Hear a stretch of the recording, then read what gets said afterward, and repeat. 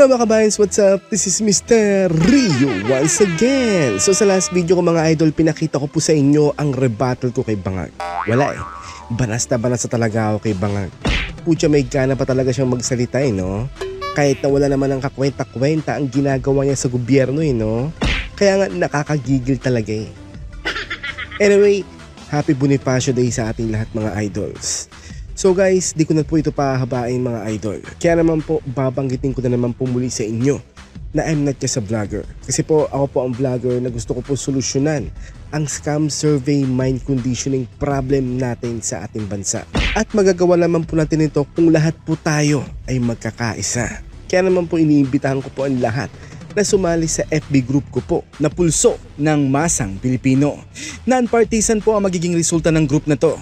Kaya naman po welcome po lahat ng mga Filipino na sumali sa group na to para makasali sa mga survey na iko-conduct ko sa group na to. Ginawa ko pong private group ito para makontrol ko po na walang makapasok na dummy account or troll account sa group na to. So pag nakita ko po na dummy account lang ang sasali, hindi ko po ito i-approve mga idol. This survey group is for legit FB account only. Ang mga troll or dummy accounts are strictly prohibited. Ang mission po ng group na to ay makounter ang mind conditioning tactics ng mga scam na survey agency sa ating bansa na ang sinusurvey lamang ay 1,500 na katao. So kailan pa naging legit ang isang survey kung 1,500 lamang ang isi-survey nila? Alam nyo ba na wala pa sa 1% ng 1% ng voters population natin ang nasa-survey nila? So let's say nasa 65 million ang voters population natin ngayon. So ang 1% niya ay 650,000 na katao. Tapos ang 1% nun ay 6,500 na katao. So kailan pa naging legit ang 1,500 lamang? Or kahit pa 2,500 pa sila na nasa-survey, di ba? Kaya nga I don't believe in surveys. Kahit na maging in favor pa kina PRRD or VP Sara or kahit na sino pang mga sinusuportahan natin. So hanggat hindi sila nakaka at least 50% na katao sa total voters population na masisurvey nila, dapat po lagi nating iisipin na hindi po legit ang mga ganyang klaseng survey. So dito po sa group ng Pulso ng Masang Pilipino, magagawa po natin ito slowly but surely. Basta magkaisa lamang po tayo sa hangarin na malaman ng totoong numero sa totoong pulso ng Masang Pilipino. So welcome po lahat na mag-join dito. Basta legit ang FB account mo, mapapro Duterte, anti-Duterte, Dilawan, Pinklawan, or Marcos loyalist, or kahit mga undecided pa kung sino ang kanilang mga susuportahan, welcome po sa group na to. Okay ba? So wala po tayong ibang gagawin dito sa group na to kundi bumoto sa mga i-conduct po nating survey. Okay ba mga idol? Mula noon hanggang ngayon, minamind condition po tayo ng mga nagbabayad sa mga survey agency na yan for their own personal agenda and to make them popular sa mata ng masa. Enough is enough. Somebody have to step up para makounter natin ang mind conditioning na ito ng mga pulpolitiko sa ating bayan. So guys, para mas marami po ang mag-join, pakishare na lang po natin ang group na to para po mas marami po ang maka-join sa mga i-conduct nating survey sa group na ito. Okay ba mga idol?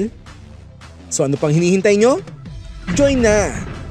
So guys, ngayon naman alam nyo ba na pinapalabas ng Bangag admin na bayaran ang mga pumupunta sa EDSA Shrine para ipanawagan na si Bangag ay mag-resign? Imagine pinapasa nila ang kanilang mga gawain sa mga Dutertes no? Mga walang hiya na to. Tara guys, panoorin po natin. There are some videos na lumalabas po, if I may share again, na yung iba po doon, allegedly, again, let me reiterate, allegedly, were transported from their barangays papunta po doon sa lugar. Nako, yung gawain ni Bangag na magbayad sa mga troll farms, pinapasa nila sa mga Duterte supporters, you know. Nakakatawa talaga itong mga to, you know. Hinakot at binayaran. Ito ang naging pahayag ng Philippine National Police hinggil sa mga dumalo sa pagtitipon ng ilang sumusuporta sa pamilya Duterte nitong Martes ng gabi sa EDSA Shrine. Di wow, di ba? Ayon kay PNP Public Information Office Chief Police Brigadier General Jean Fajardo, base sa mga kumakalat sa social media, pinangakuan ang mga dumalo ng tig 500 pesos, subalit 200 lamang ang natanggap ng mga ito. So meaning, May mga tao doon, sinabangag, na nakahalo sa mga nagpunta. Tapos gumawa ng video, gumawa ng kwento para palabasin na binabayaran sila. Diyos ko Lord naman. Basic common sense and logic, di ba? Sus. Pinangakuan daw po na babayaran po sila at pakakainin po. In fact, yung iba po sa kanila ay nagreklamo dahil allegedly ang pangako sa kanila ay bibigyan sila ng 500 for 3 days pero ang ibinigay lang ay 200. It was documented. Di ba puro sila allegedly, di ba? Di umano, di ba? Allegedly, di umano. Kasi nga, di ba? Nag-iingat din sila sa mga sinasabi nila. Dahil sila mismo, alam siguro nila, nagawa-gawa lang yung mga kwento na yan para siraan ang mga Duterte. Na yung mga tao dyan, sa mga nagpunta na yan ay binabayaran ng pamilya Duterte. Tama. Well, hindi po nila gawain yan. Hindi sila Aquino, hindi sila Marcos. Sila lang po ang gumagawa niyan. Mga pulpolitiko lang po ang gumagawa niyan. Well, dahil po sa demand namin na sana po umupo na si VP Sara, kaya po nandyan yung mga tao na yan. Gets nyo? Tinutulan naman ng mga rallyista ang pahayag na ito ng PNP at binigyang diin na hindi sila bayaran.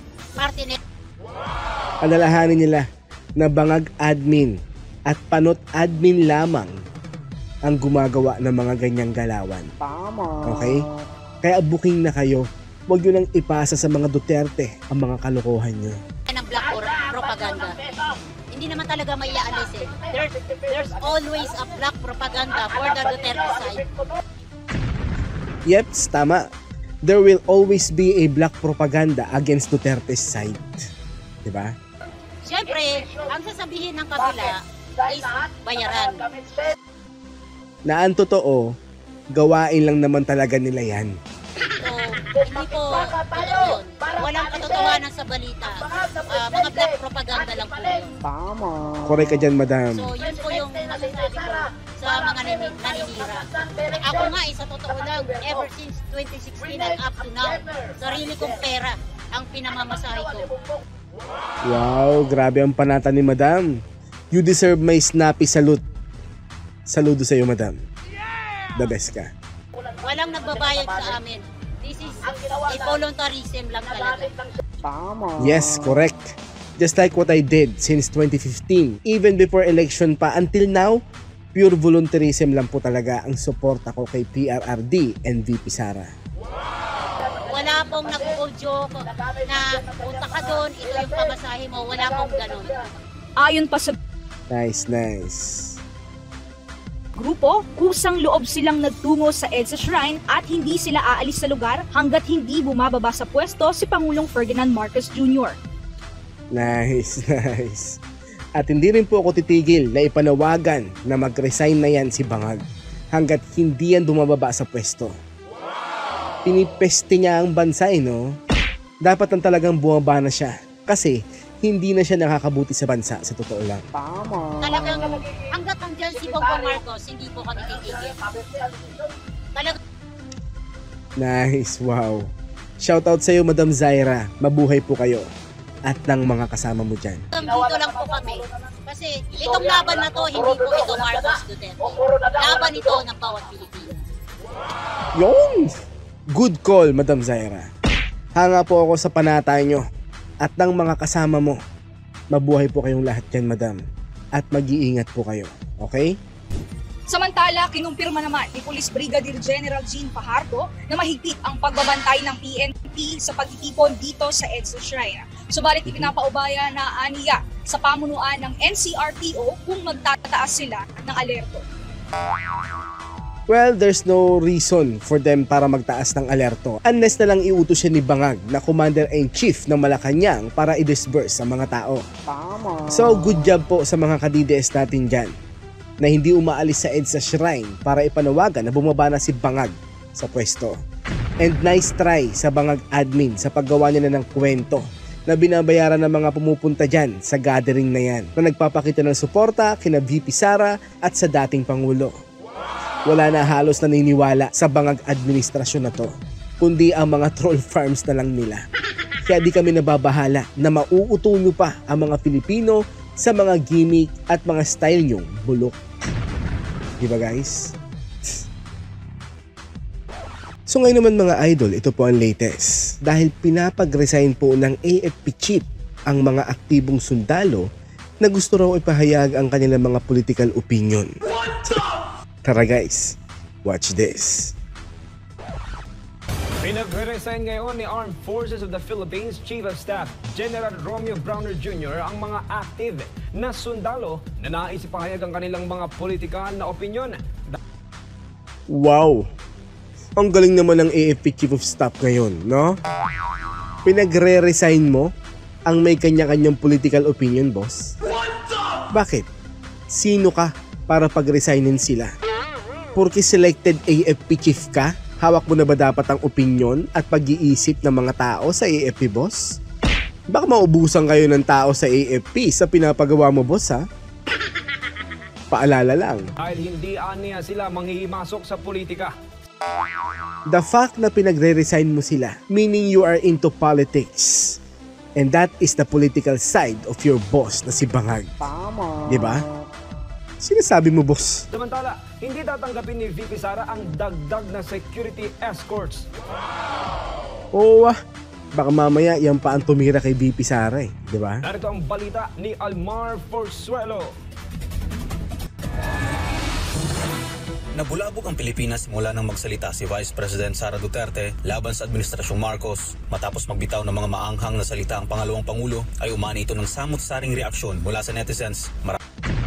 Well, maraming nabunyag ng mga oras na nagsalita si Madam VP, ha? Tama. At doon namin nalaman kung kaano siya katapang at katalino. Kaya mas lalo pa kaming humanga sa kanya, sa totoo lang. Kami sa ating mga kababayan ang hindi napigilan ang galit sa Administrasyong Marcos at nagsagawa ng mga rally upang ipahayag ang kanilang suporta para kay Vice President Sara Duterte. Yeah! Shoutout sa mga kababayan nating nag-effort para damayan at suportahan si Madam VP Sara. The best kayong lahat mga idols. Sa sobrang ingay ng politika ngayon sa Pilipinas, hindi mapigilan ng bawat Pilipino na magkaroon ng kanya-kanyang opinyon.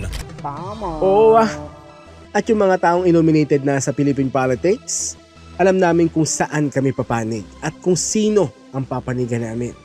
Dahil may napatunayan na ang tatay niya sa bayan natin. Tama. Dahil dito, pinagre-resign ngayon ni Armed Forces of the Philippines o AFP Chief of Staff General Romeo Browner Jr. ang mga aktibong military personnel na nais ipahayag ang kanilang mga opinyon kaugnay sa politika. Nako, baka dahil sa ginagawa mo, boss, maubusan tayo ng sundalo, ah.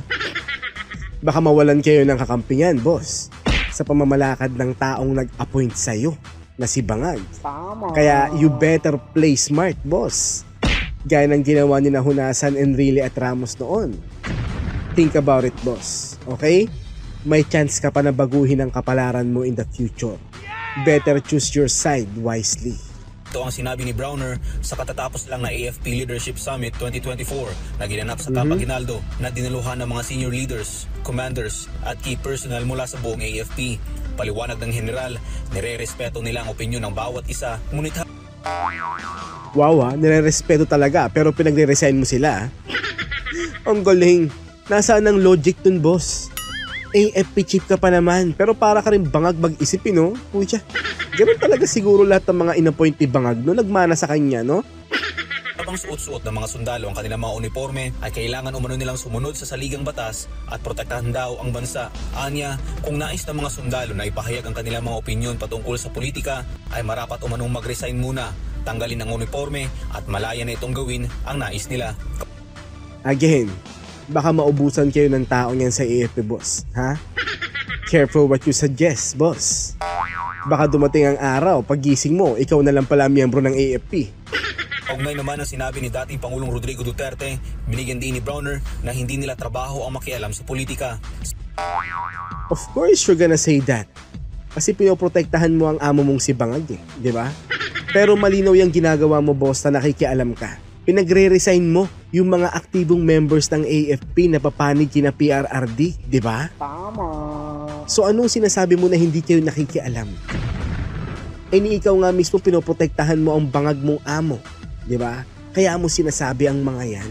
So stop the hypocrisy, okay? Nakikialam kayo sa nangyayari sa politika at kitang-kita ang galawan nyo. Okay?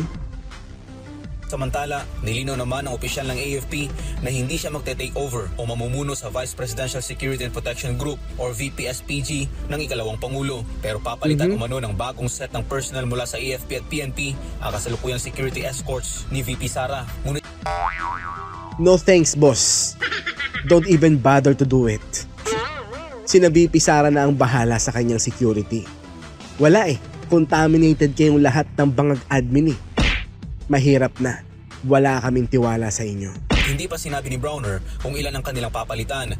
Ang nasabing hakbang ay upang magbigay daan sa gagawing investigasyon ng House Committee on Good Governance and Public Accountability kaugnay sa paggamit ng confidential funds. Sus naman, dami yung us-us balungos, dami yung cheche-boreche, no? Ngunit nauna nang sinabi ni VP Sara na hindi niya tatanggapin ang dagdag na security escorts dahil wala na siyang tiwala rito. Tama. Yeps, dapat na talaga na wag nang magtiwala si VP Sara dyan. Diba? Bakit pa? Hawak ng Commander-in-Chief yung mga yan na si Bangag. Kaya it's a big no-no talaga. Hindi ko rin tatanggapin, ma'am, at this point kung magdadagdag sila ng mga tao dito kasi hindi na natin alam kung non-partisan ba yung Correct. dagdag nila. I don't trust anyone right now. So yes. Even Dapat lang talaga na wag ka magtiwala kahit kanino ngayon, Madam VP. if PSC acts on what I said, no, I will not accept it anymore. That is Good move, Madam VP. Think about your safety. Maglagay ka na lang ng mga tao na mapagkakatiwalaan mo, di ba? what I did with PNP. Hindi na. Paliwanag ng PISE kung bakit ayaw niyang tanggapin ng dagdag na security, ito'y dahil baka maging daan pa upang magdagdag ng mga tao na magtatrabaho para sa mga kalaban niya. Correct. Kasi hindi na natin alam eh. Baka igagawin pa yan nilang rason na maglagay ng mga tao dyan na nagtatrabaho para sa kanila. Tama. Tama. So nasaksihan natin mga idol kung anong klaseng mindset meron ang AFP chief natin ngayon mga idols. Naintindihan namin boss na pinoprotektahan mo lang si Bangag na nag-appoint sa'yo. Siyempre AFP chief, putya malaki-laki ang sahod niyan for sure. Kaya di mo talaga isusuko o papakawalan yan. Pero ang pag-resignin mo ang mga aktibong sundalo na may mga kanya-kanyang political opinion or nakapanig sa mga Duterte, napaka-room move nun boss. Baka maubos ang tao nyo sa AFP. Ang maiwan na lang yung mga sip-sip sa'yo at kay Bangag. Diba? So dahil sa pahayag na to ng AFP chief natin, medyo nawalan po ako ng pag-asa mga idols. Pero nung napanood ko ngayon lang si Captain Dado, putya guys, sobrang nabuhayan po ako ng loob na may chance pa na magtagumpay tayo sa panawagan natin na bumaba na sa pwesto ang Pangulo ng Bangag Admin. Tara guys, watch this. Ng tama. Kung sino nasa katwiran. Kaya kahit nag-iisa ka lang, isang milyon. Isa lang, basta ikaw nasa katwiran, may labang ka. Okay? Tama. Pucha, ganyan po ugali ko eh. Pinalaki po kasi ako ng magulang ko na kapag nasa katwiran ako, ipaglaban ko eh. Kaya nga, ang dami ko nakakaaway na palagawa ng mali. Sabi ko nga sa mga nakakasalamuha kong mga kamuting tao, pag mali, mali. Putya, kailanman hindi pwedeng i-justify ang mali. Di ba guys? Dito paramihan. May yung gustong sumama, mga Pilipino na gustong sumama sa atin. Alam kayo, sumama kayo. Pero yung mga natatakot, huwag kayong matakot. Nandito na kami.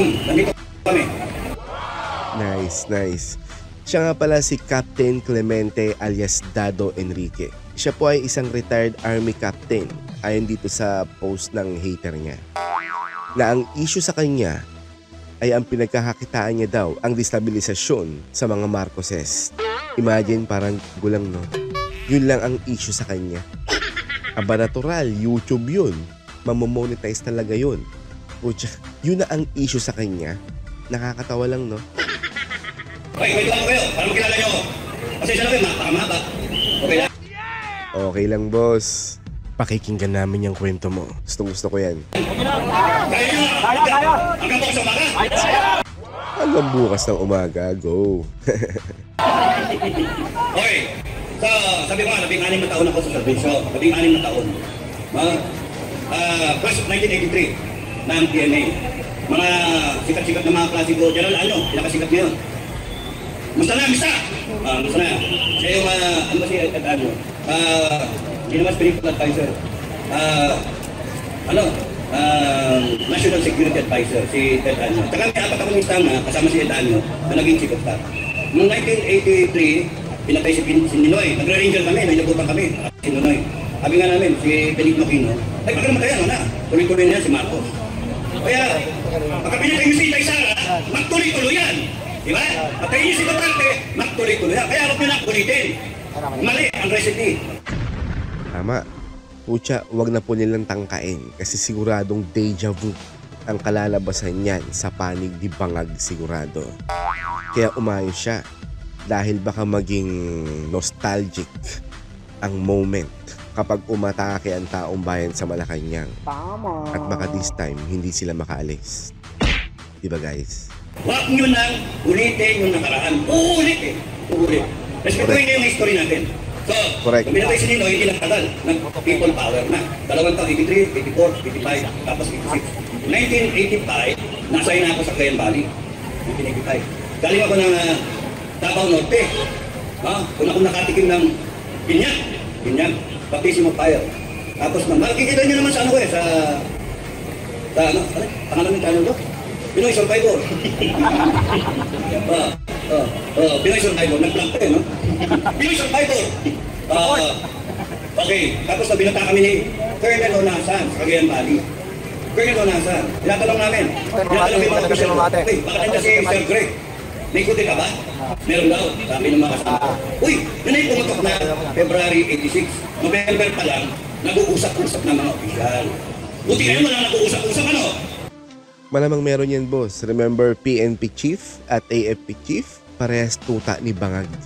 Diba? Kaya assure akong nag-uusap yan para kung ano mang mangyari, maprotektahan nila ang amo nilang si Bangag. Tama. Diba? May nag-uusap-usap pa sa AFP at sa PNP? Wala. Mga professional sila. Professional. So, kami noon, kung bumaba kami, nauna ako. Sabi ko doon sa CEO ko, alanganin ako doon sa sinasabi ni Colonel Aguinaldo eh.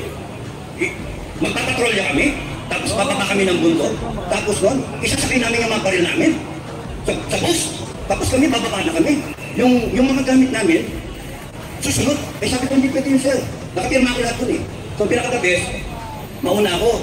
O daw, mauna ako, tapos malaman kung totoo. Kung totoo, itatawag ko. Sabi ko, sir, sabihin ko na lang sa radyo para hindi ma-monitor, ikakasal na ako, sir, mag-inom ka. Ibig sabihin nun, tuloy na tuloy ko kita. O di, baba ko. Hindi nagtagal, sir, mag-asawa na ako, linom ka na.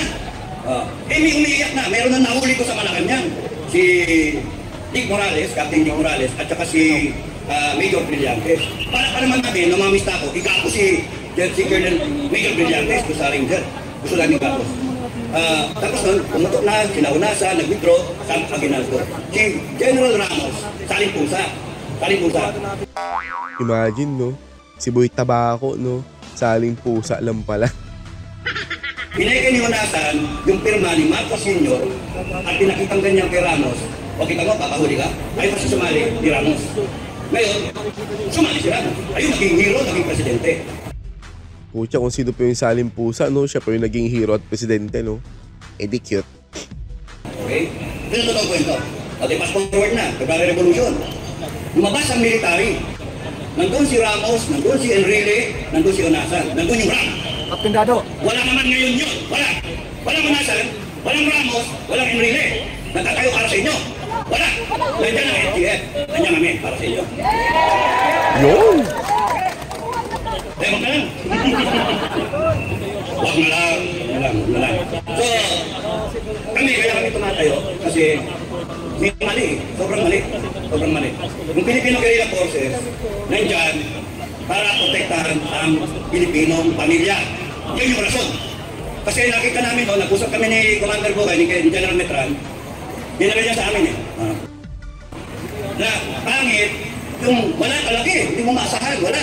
E paano, makukulat tayo sa araw, lulusubin na tayo.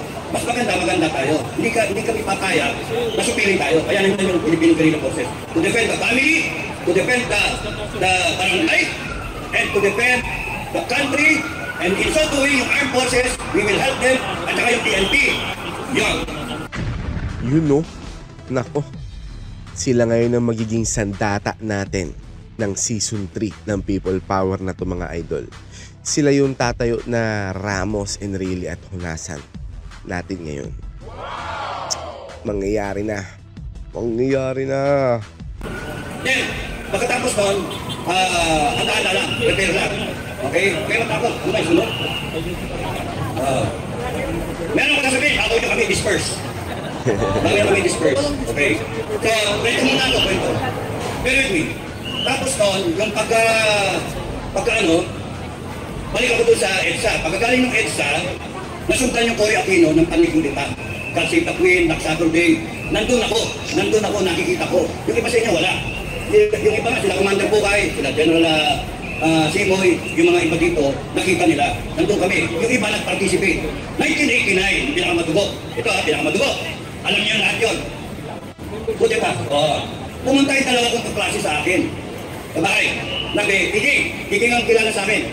Iging, kasi Enrique. Iging, kailangan ka namin sumali dito sa Budita. Sabi ko, sino iupo? Ewan namin, compartmented. Sabi ko, mamamatay kayo? Mamamatay sundalo nyo? Hindi nyo lang kasi iupo. Di ba karapatan ninyong malaman kung sino ang iupo? Kasi ako, karapatan ko malaman. Gusto nyo pakinabangan ako, maging commander ako, hindi ko sasapalaran yung buhay ng tao ko para i-send lang mong ganyan, and then maya-maya ako yung magsasabi sa magulang niya o sa kapatid niya o sa asawa niya, sa anak niya, sorry tayo yung asawa mo, tayo na. Natutulog pero hindi namin alam kung sino ko. That's why hindi ako sumali. Kung iba dyan na naninira, sila sumali. Ako hindi sumali. Why? Because at an early age of lieutenant, alam ko na may mali. Mali ang Budita. Mali ang mag-destabilize ng isang gobyerno. We are being paid by the people of the Philippines to serve and protect the people, hindi mag-Budita. Kaya ang sinasaksak sa inyo ngayon ng AFP ninyo at ng PNP, hindi Budita, hindi dapat ganun. Hindi inside vision, inside rebellion. Kaya huwag ninyong asahan yung AFP ninyo. Pero kung katulad lang din ni Bangag ang presidente, putya ibang usapan yun syempre. Kudita is the key para matapos na ang era ni Bangag sa pagka-presidente. Tama. Diba? Yung PNP ninyo, nakikiramdam lang sila. It is expecting too much from them kung inyong aasahan sila. Sino aasahan nyo? Sino? Tayo! Parang bayan! Not even me! Kayo! Ikaw, lahat kayo! We will draw strength from each other. Wow! Ang ganda ng salita na yun mga idol. Tama. So somebody from the outside talaga ang dapat gumawa niyan mga idols. Wala dapat sa AFP or PNP. So, yeah. Civil war nga ang kalalabasan nito mga idol. Kapag hindi nag-step down si Bangag. Tayo! Wala tayo di mga saan, kundi tayo! Balisan natin to! Okay. 1989. Tuloy ko na. 1989. Kasi sisingin si Bukay, Commander Bukay, pagka nakita niya na medyo kailangan kong mag-ano, kaya nga. Pero okay lang, minamalat na eh. Minamalat yung kapalit ko eh. Kaya 1989, sinasali ko yun. Yung pala, kaya ako nilalagay sa isang Ranger Company, akin yung airport. 1989. Tuloy ko na. 1989. Kasi sisingin si Bukay, Commander Bukay, pagka nakita niya, tutok na yung 1989, buti ka na. Alam mo sabi ng mga klase ko? Sabi ko kasi, may pamilya ako. Hinakarga ko yung anak ko. Kakaisang linggo pa lang, kakalabas pa lang sa ospital. Ano gusto nyo iwanan ko yung baby? Iwanan ko yung anak ko. Alam niyo sabi ng mista ko? Bok, sige, diyan ka na sa pamilya mo. May pamilya rin naman kami, pero mamamatay kami para sa tapantayan. Wow! Pare, bad trip. Bad trip yun. Kinukonsensya nyo ko. No? Kaya kayo, huwag nyo konsensyahin yung armed forces.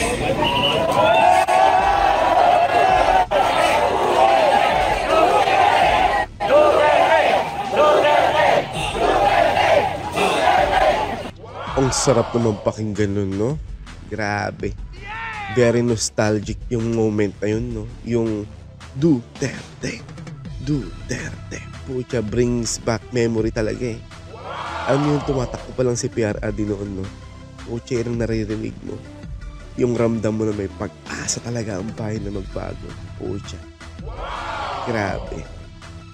Very nostalgic yun mga idol. Sige, mamaya may announcement ako. May announcement ako para lumakas lalo loob nyo. Ha? Kaya makinig kayo sa kwento ko. Makinig kayo sa kwento ko. Totoo itong experience. Totoo. Kaya nga ako kumukuha ng lakas ng loob kasi dinaanan ko. Dinaanan ko. I'm sharing to you. Dahil nung sinabi ko hindi ako sasali, ayoko na kudita malikan. Ano nangyari? Naipit sila sa Makati. Naipit na sila. Ng Port Bonifacio, lumabas sila ng Makati. And yun ang tinatawag na Makati 6, 1989. 1989. Okay. 1989, Makati 6, Makati 6. So, nung Makati 6, nang problema na sila. Nagkakakupa na. And then, laki na. Ginagawa na. Eto ngayon ako, nakonsensya. Mamamatay mga kaklase ko. Ako lang yung nakikira.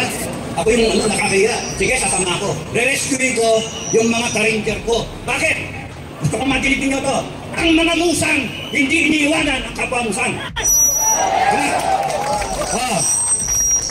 Nanding, nandito ka?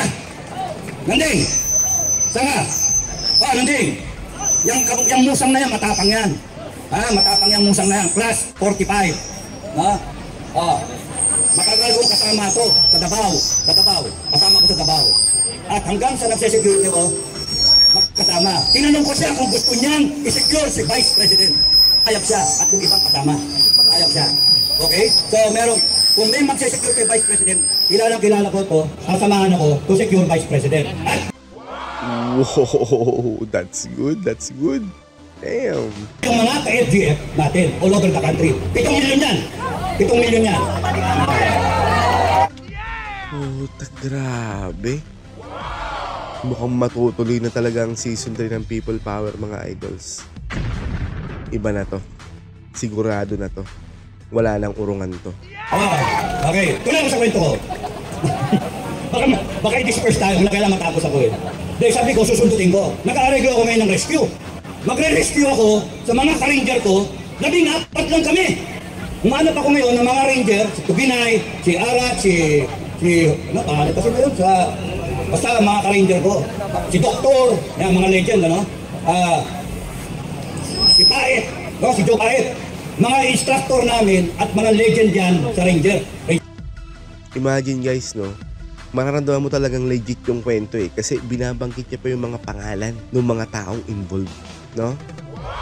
So tingin ko legit ang story nito ni Captain Dado, mga idol. Tingin ko Ranger Regiment. Tinanong ko lang, sino sasama sa akin? Pakipun tayo. Sir, kami sir. O kung na, sasama sila, pakipun tayo. O di, sabi ko, ganito plano. Kailangan ko ng baril ng mga NPA. Yung mga recovered natin. Pag yung baril natin, yung recovered natin NPA.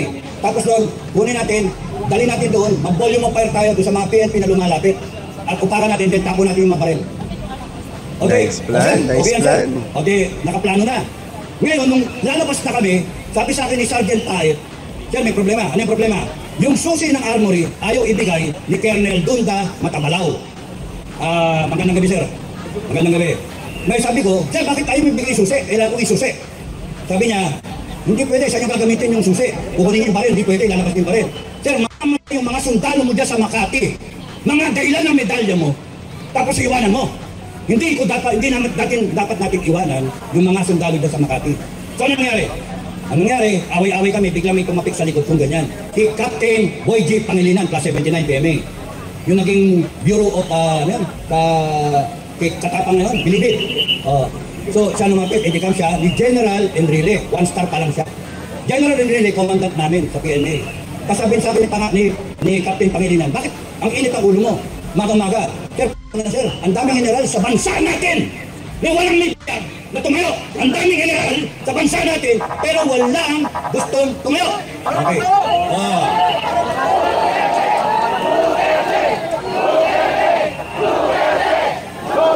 Huwag nyo nga sarin mga yan kasi nagtatrabaho lang yan. Alam nyo na, kailangan magtrabaho. Mamaya, kasamahin sila sa akin. Tama, kaya chill lang mga idols. Hayaan nyo, huwag nyo papasinin. Kasi pagka nagkapikunan to, walang mangyayari sa atin. No? Lubog ang bansa natin. No? Pag ito nagkapikunan, magdedeclare ko ng People's Revolution, yari silang lahat. Yari tayong lahat. Okay? So, mamaya muna. Tapusin yung kwento ko. Meron pang trailer eh. So, ano nangyari? So, sabi ko, sabi ko doon sa doon sa mga kasama kay General Enrile. Ang daming general walang gustong tumayo, sir. Ako may bayag, sabi ni General Enrile.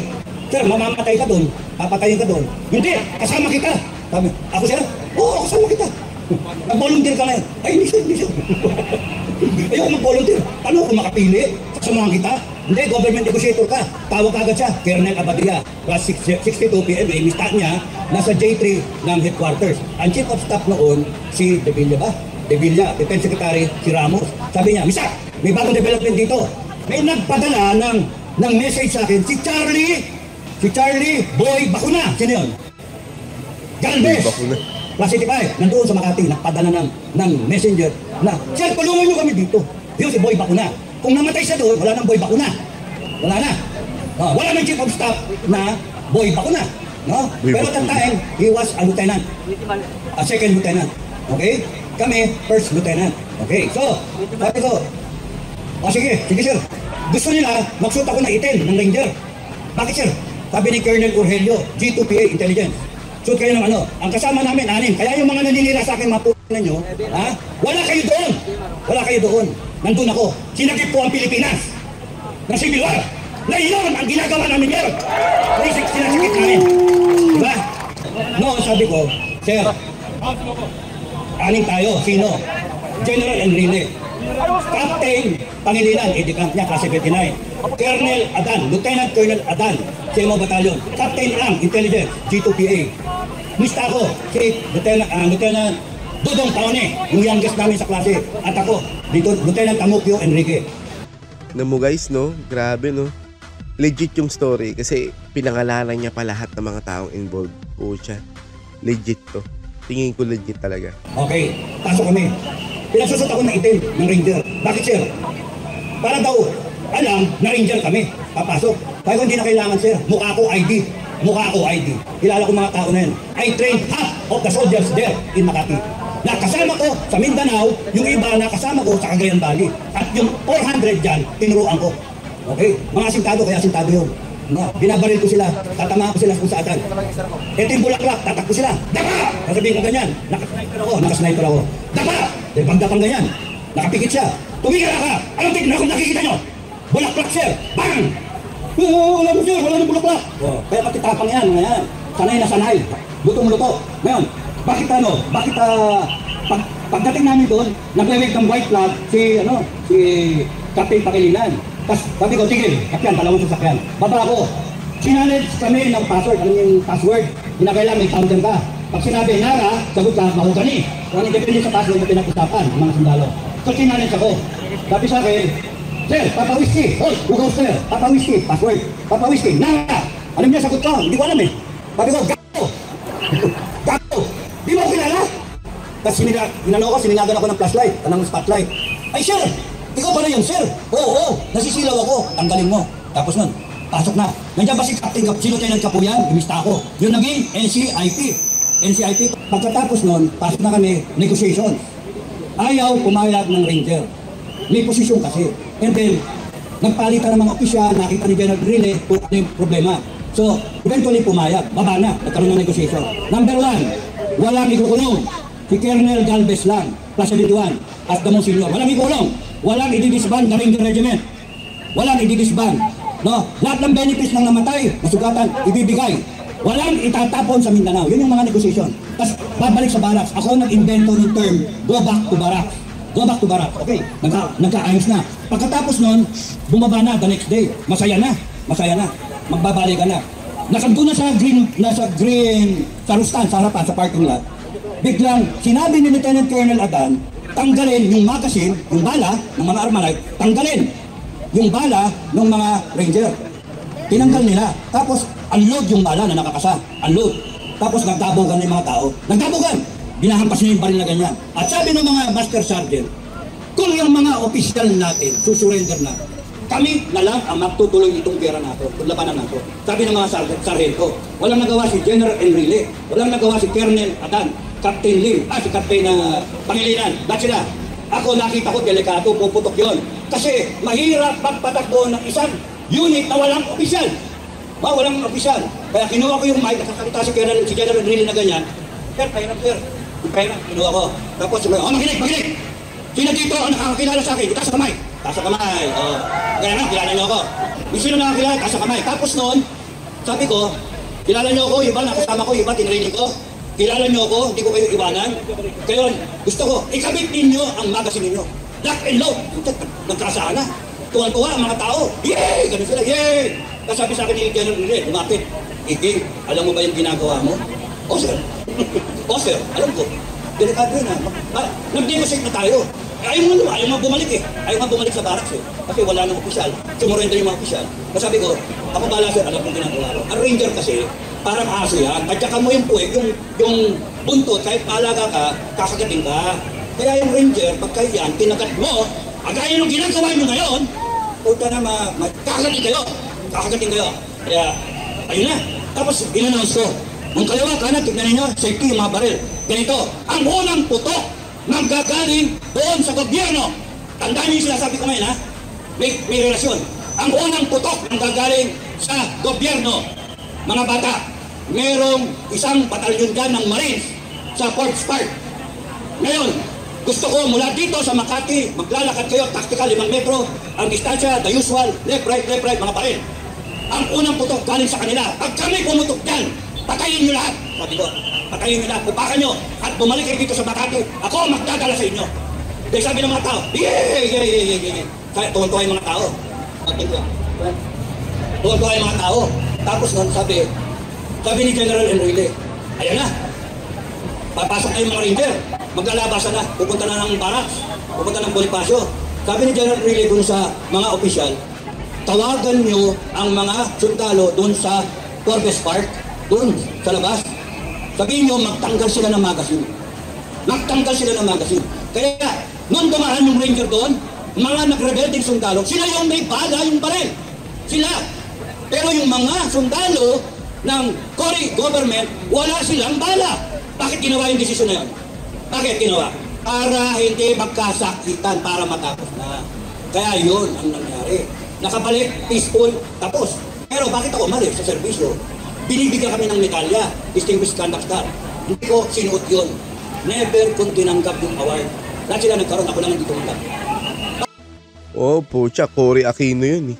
Basurang presidente yun eh. Bakit? Kasi hindi sinunod ng gobyernong Cory yung usapan na hindi tatanggalin ang Ranger Regiment. Kinulong ang mga sundalo namin. Kinulong lahat. Tumiwalag ang gobyerno ko sa usapan. Kaya walang kagana-ganang kausap ito, sabi ko. Walang kwentang kausap talaga yung Aquino na yan. Kaya umalis ako sa serbisyo. 1995. Ayoko nang isugal yung buhay ko para sa ganyang klaseng gobyerno na hindi marunong sumunod sa usapan. Ano yung usapan niya ng gobyerno? Sinabi, bababain ang bigas. Sinabi, pagpapatay ng bahay. Sinabi, continuity. Sinabi, walang korupsyon. Ano meron niya? Pucha, lahat kabaliktaran. No? Korupsyon, kabaliktaran. Kaya ako, nalapas eh. Kung ninyo, binuhay nyo ko eh. Nananahimik ako sa lungga ko. No? Nagkaalagala ako na aso, dapat pinalilikuan ko yung aso ko ngayon. Pero bakit? Kasi pinastos nyo ang taong bayan. Yun ang dahilan. Ngayon, yun ang dahilan. Ngayon, ayokong mangyari yung ginawa sa KOJC. Ayokong mangyari yung inupakan ng taong bayan. Makinig kayo, mga PNP. Makinig kayo. Ayokong mangyari, mga AP, makinig kayo. Ayokong mangyari yung ginawa ng mga institusyon sa mga Pilipino. Huwag niyong gagamitin yung batas laban sa mga taong bayan. Makinig kayo ha. Kasi galit ako. Ngayon, ayaw ko na isa dito masaktan. Ayoko na isang Pilipino ito masaktan. Tandaan nyo, ilagay nyo sa utak nyo. Ang sino man masaktan sa inyo, tawagan nyo kami ni Buhay. General Veteran, tawagan nyo kami. The moment na may isang Pilipino rito, ang masaktan, isa lang ang requirement ko. Strike 1 lang. May isa lang pokpokin dito, may isa lang itirgas dito, may isa lang iposas dito. I will declare a people's revolution. Lahat tayo. Kung ayaw ninyo na ang taong bayan, yung taong bayan ay magalit sa inyo, kung ayaw ninyo, umalis kayo, lumayo kayo. Your purpose here is to serve and protect. You protect the people. Hindi yung kayo ang magsasakit sa tao. Hindi yung kayo ang mambabambo, magtitirigas kayo. Subukan nyo, isa lang. Alam nyo ba, that's my first order. Isa lang ang saktan dito, sabihin sa akin. Tatayuan namin kayo. Isa lang. Kaya pagka meron dito na masaktan, meron dito, it will be in effect a people's revolution. And babalik ako sa gobyerno. Mag-a-apply ako sa gobyerno. Babalikan ko kayo lahat sa gobyerno. Mag-a-apply akong janitor. Janitor! Oh, sino yung mga janitor ko? Mga janitor, taas sa kamay. Kami mga janitor. Taas sa kamay. Alam nyo bakit janitor applyan ko?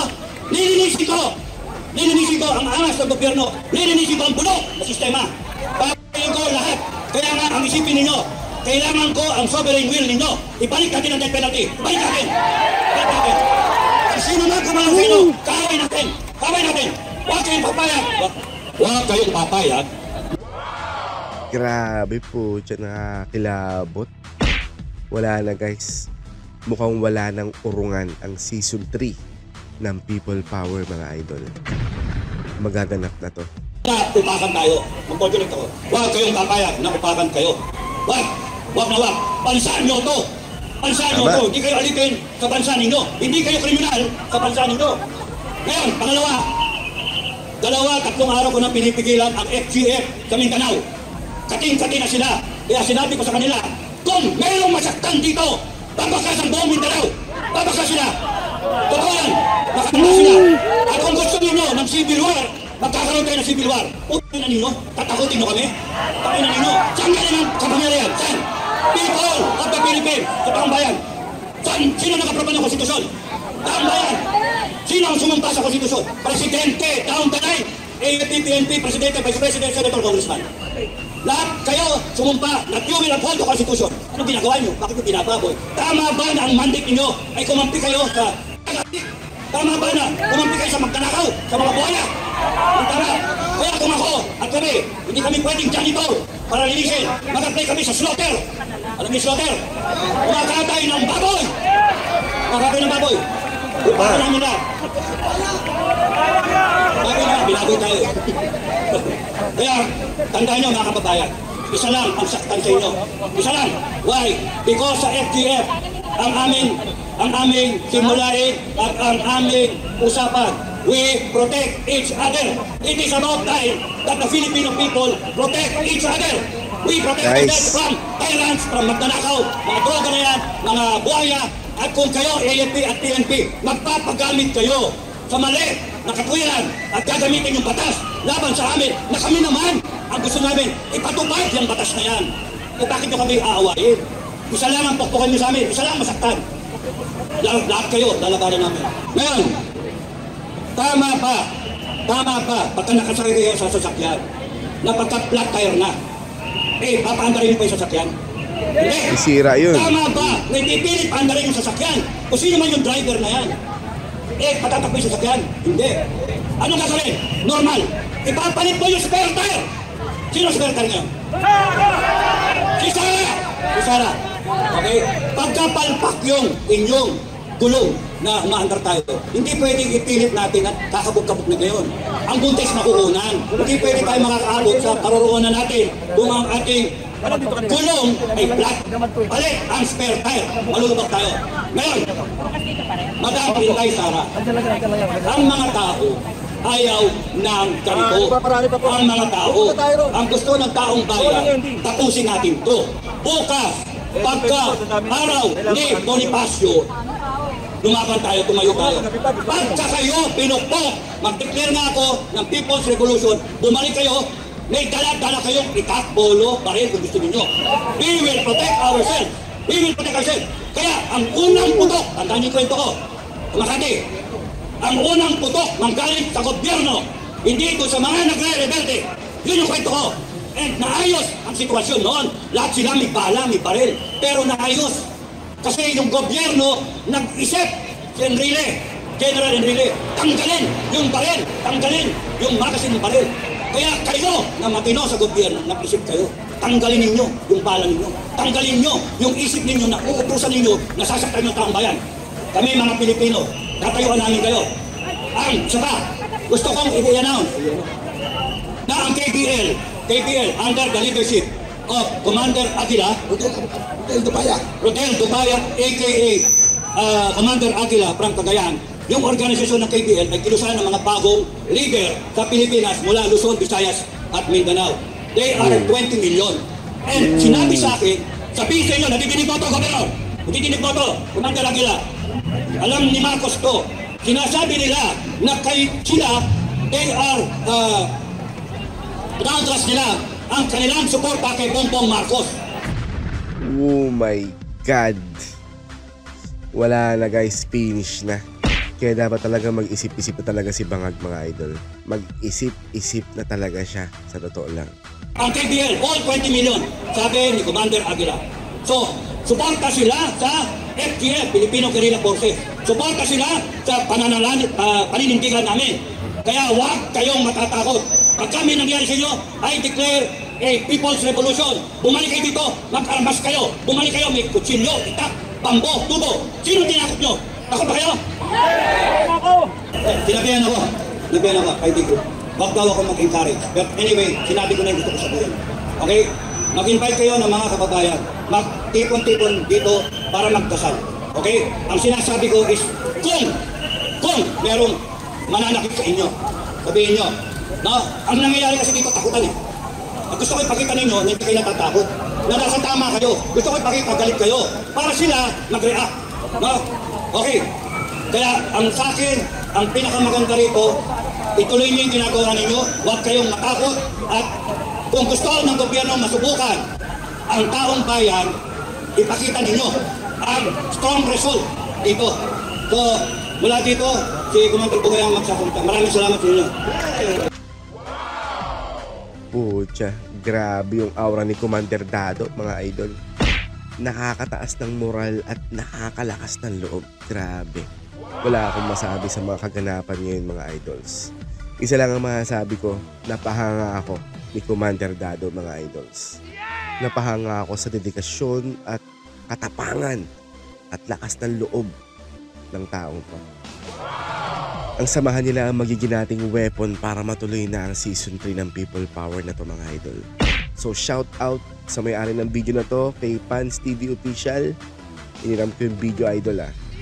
Maraming salamat sa video, idol, na hiniram ko ah. At syempre po kay Captain Dado, shoutout sa iyo, idol. Pucha, dahil sa mga sinabi mo, nagkaroon ng pag-asa ngayon ng mga Pilipino na magtatagumpay tayo sa movement na to. So mga idols, wala nang uruan to. Dahil tuloy na po ito. Sama-sama tayo sa movement na to. At panawagan na Marcos resign para tuluyan ng maayos muli ang ating bayan. Mabuhay ang Pilipinas.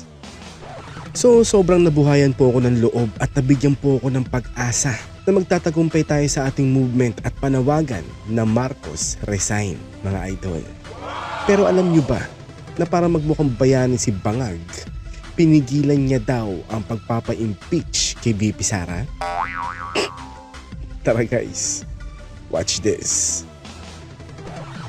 There was a text message circulating on social media yesterday saying that Vice President Sara Duterte in the larger scheme of things is an important so to file an impeachment complaint. Sabi galing daw po sa inyo yun. Can you confirm that, sir? Was there an effort on your part? Well, it was actually private communication but na-leak na, yes. Ay sus! Ano guys? Tingin ko kunwari lang yan. Na wala siyang kinalaman sa pag-leak tong message na yun. Maang-maangan kunwari, no? Style mo, Bangag, bulok. Kay Anthony Taberna mismo nang galing yun. Tama. Ibig sabihin, meron kang utos sa kanya. Di ba kabilang yun sa mga tuta mo? Di ba? Imposibleng wala kang alam dun, uy, kunwari ka pa. Because that's really my opinion. This is not important. Nako, sa millions of words mong sinabi, Bangag, ito lang ata ang tumama. Alam nyo kung bakit niya nasabi yan? Alam nyo guys kung ba't niya nasabi yan? Kasi guys, magkakatotoo talaga yung mga sinabi ko na pag pina-impeach sila si VP Sara, it's going to be their curse forever. VP Sara will drag them all to hell. Ako na magsasabi sa kanilang lahat. This does not make any difference to even one single Filipino life. Yeps, correct ka dyan, boss. Pero kasi pag in-impeach nyo si VP Sara or pinatsugin nyo si VP Sara o ngayong ginigipit nyo si VP Sara, putya pare-parehas lang din ang magiging resulta ng mga idols. Mag-aaklas at mag-aaklas pa rin laban sa'yo ang taong bayan. Kaya kahit gawin nyo yan o hindi, nagsisimula na po ang movement ng taong bayan para ipanawagan ang pagbaba mong bangag ka.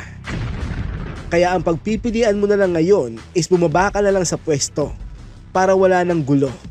Or darating ang araw na kayo-kayo dyan sa Malacanang ay kakalad ka rin palabas ng palasyo ng milyong-milyong Pilipino. Tama. Your choice, boss. So why waste time on this? What will happen to if somebody files an impeachment? It will tie down the House, it will tie down the Senate, it will just take up all the time, and for what? For nothing. Tama. Correct! Di naman pala nila hawak lahat ang nasa Congress, lalo na sa Senate, di ba? Walang mangyayari talaga dyan. Magsasayang lang talaga sila ng oras dyan. Kasi ilan lang naman ang tuta ni Romualdez sa Kamara, di ba? Sa Senate, halos wala pa silang hawak. Tama. Di ba? Eh di useless lahat. So wala talagang mangyayari dyan, mga idols. And in fairness kay Bangag, mga idol, palakpakan natin. Mukhang nasa katinoan po ang presidente natin nang sinabi niya ang mga bagay na to. For nothing.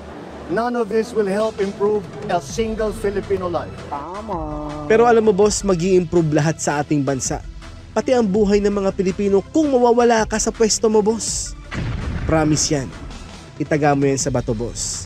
At pag nawala ka sa pwesto mo, dun palang gagana ang tagline mo na sama-sama kaming babangong muli. Tama. Kasi inaanay mo ang Pilipinas ngayon eh.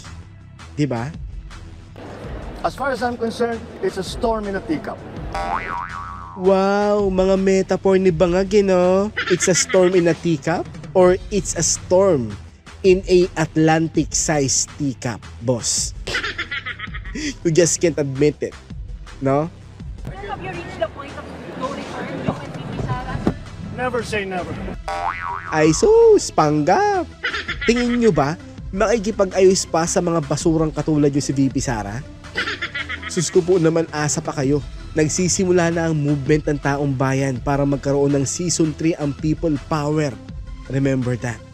Kaya nga kahit gawin nyo man o hindi ang mga masasama nyong plano, mag-aaklas at mag-aaklas pa rin ang taong bayan laban sa'yo. Kasi we want you to step down or else magkakaroon ng Season 3 ang People Power. Same scenario na nagpalaya sa inyo ng family nyo noong Season 1 ng People Power sa ating bansa. Ngayon, kung ayaw mong maging nostalgic sa'yo at maging history repeat itself ang mga pangyayari na yun, boss, bumaba ka na lang ng kusa sa pwesto mo. Tama. Dahil yun lang ang tanging makakapagligtas sa'yo at sa dangal ng pangalan nyo. Real talk yun, bossing. So choice na po yan ni Bangag, mga idols. Kung magmamatigas siya sa kagustuhan ng mga tao, then face the consequences ng katigasan ng ulo niya. Diba? Ganun lang yun. So tingin ko natakot si Bangag sa pwedeng mangyari sakaling magtagumpay sila sa pagpapa-impeach ni VP Sara. So ngayon hihinto ka. Diba? Sana simula pa lang inalam mo na ang mga after effects ng mga galawan nyo sa chess Game of Thrones na to bago nyo ginawa ang mga hakbang na yan, boss. Tama. Dahil sa wakas na realize niya rin na in the end of the day, stalemate lang din pala ang kalalabasan nyo dahil sa conditional threat move ni VP Sara. Pucha, di kayo nakagalaw, no? One move checkmate na sana si VP Sara nun eh. Kaso isinapubliko niya ang threat sa buhay niya. Kaya di kayo lahat makakilos ngayon. Tama. Diba? At ang bold ng move na yun ni VP Sara na nag-paralyze sa next move ng Bangag administration na to. Because one wrong move lang, putya, kayang-kaya po silang mawasak ng wrong decision na yun, mga idol. Tingnan nyo naman ang nangyayari ngayon, di ba? Nag-escalate na ang situation. So dahil sa mga pangyayari na to, pinanganak na tuloy ang movement na manawagan sa pagbaba mo sa pwesto mo na kahit kailan hindi mo deserve. So now it's your choice, Bangag. Hopefully by the end of this year, bumaba ka na sa pwesto mo or else the Season 3 of the People Power is coming really, really soon. So choice mo na yan, boss, kung gusto mong magaya sa tatay mo.